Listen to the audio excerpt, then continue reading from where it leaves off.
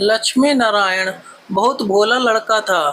वह प्रतिदिन रात में सोने से पहले अपनी दादी से कहानी सुनाने को कहता था।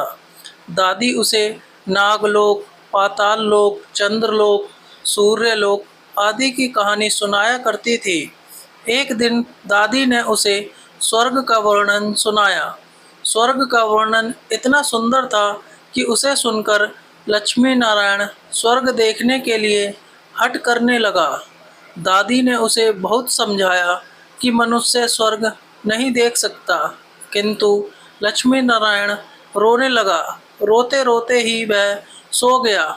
उसे स्वप्न में दिखाई पड़ा कि एक चमचम चमकते देवता उसके पास खड़े होकर कह रहे थे, बच्चे, स्वर्ग देखने के लिए मूल्य देना पड़ता है। तुम सर्कस देखने जाते हो तो टिकट देते हो ना, स्वर्ग देखने के लिए भी तुम्हें उसी प्रकार रुपए देने पड़ेंगे।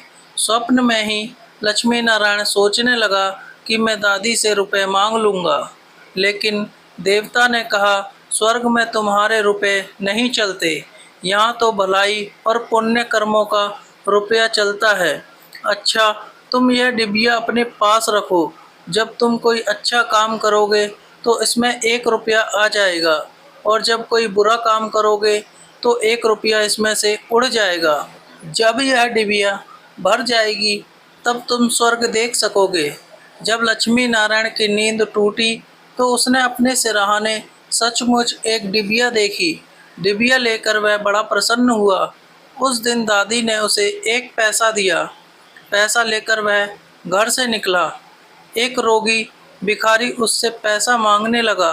लक्ष्मी नारायण भिखारी को बिना पैसे दिए भाग जाना चाहता था। इतने में उसने अपने अध्यापक को सामने से आते देखा। उसके अध्यापक उदार लड़कों की बहुत प्रशंसा किया करते थे। उन्हें देखकर लक्ष्मी नारायण ने भिखारी को पैसा दे दिया। अध्यापक ने उसकी पीठ ठोकी और प्रशंसा की। घर लौटकर लक्ष्मी नारायण ने वह डिबिया खोली, किंतु वह खाली पड़ी थी। इस बात से लक्ष्मी नारायण को बहुत दुख हुआ। वह रोते रोते सो गया। सपने में उसे वही देवता फिर दिखाई पड़े और बोले, तुमने अध्यापक से प्रशंसा पाने के लिए पैसा दिया था, सो प्रशंसा मिल गई। अब रोते क्यों हो? किसी लाभ की आशा से जो अच्छा काम किया जाता है वह तो व्यापार है, वह पुण्य थोड़ी है। दूसरे दिन लक्ष्मी नारायण को उसकी दादी ने 2 आने पैसे दिए। पैसे लेकर उसने बाजार जाकर 2 संतरे खरीदे। उसका साथी मोतीलाल बीमार था। बाजार से लौटते समय वह अपने मित्र को देखने उसके घर चला गया। मोतीलाल को देखने उसके घर वैद्य आए थे। वैद्य जी ने दवा देकर मोतीलाल की माता से कहा, इसे आज संतरे का रस देना।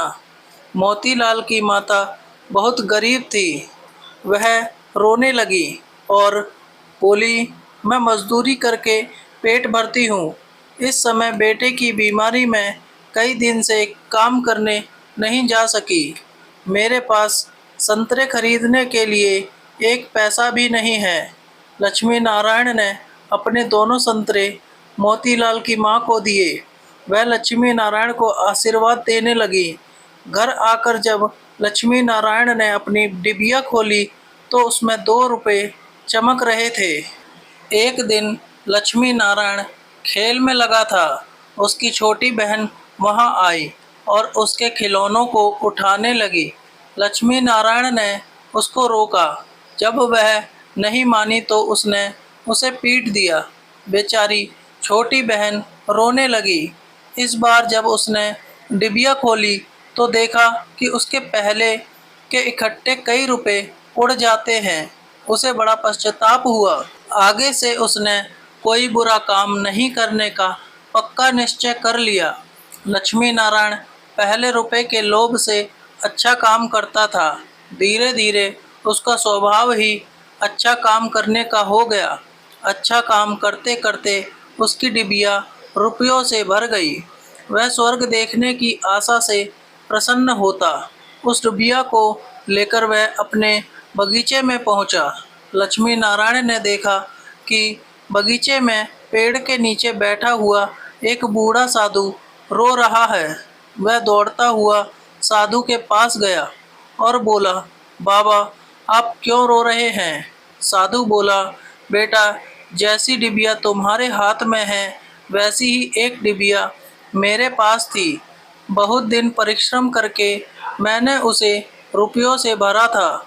बड़ी आशा थी कि उसके रुपयों से स्वर्ग देखूंगा, किंतु आज गंगा जी में स्नान करते समय वह डिबिया पानी में गिर गई। लक्ष्मी नारायण ने कहा, बाबा, आप रो मत, मेरी डिबिया भी भरी हुई है, आप इसे ले लो। साधु बोला, तुमने इसे बड़े परिश्रम से भरा है, तुम्हें इसे देने से दुख होगा। लक्ष्मी नारायण ने कहा, मुझे दुख नहीं होगा बाबा, मैं तो लड़का हूँ, मुझे अभी पता नहीं कितने दिन जीना है। मैं तो ऐसी कई डिबिया रुपए इकट्ठे कर सकता हूँ। आप बूढ़े हो गए हैं, आप अब दूसरी डिबिया पता नहीं भर पाओगे या नहीं, मेरी डिबिया ले लीजिए। साधु ने डिबिया लेकर लक्ष्मी नारायण के नेत्रों पर हाथ फेर दिया। लक्ष्मी नारायण के नेत्र बंद हो गए। उसे स्वर्ग दिखाई पड़ने लगा। ऐसा सुंदर स्वर्ग कि दादी जी ने स्वर्ग का वर्णन किया था, वह वर्णन तो स्वर्ग के एक कोने का भी ठीक वर्णन नहीं था। जब लक्ष्मी नारायण ने नेत्र खोला तो साधु के बदले स्वप्न में दिखाई पड़ने वाला वही देवता उसके सामने प्रत्यक्ष खड़ा था। देवता ने कहा, बेटा, जो लोग अच्छे काम करते हैं स्वर्ग उनका घर बन जाता है। तुम इसी प्रकार जीवन में भलाई करते रहोगे तो अंत में स्वर्ग में पहुंच जाओगे। देवता इतना कहकर वहीं अदृश्य हो गए। मनुष्य जैसा काम करता है वैसा उसका स्वभाव हो जाता है। जो बुरे काम करता है उसका स्वभाव बुरा हो जाता है। उसे फिर बुरा काम करने में ही आनंद आता है। जो अच्छा काम करता है उसका स्वभाव अच्छा हो जाता है। उसे बुरा काम करने की बात भी बहुत बुरी लगती है। वीडियो अगर पसंद आया हो तो वीडियो को लाइक और चैनल को सब्सक्राइब करें और अपने दोस्तों के साथ शेयर करें। धन्यवाद।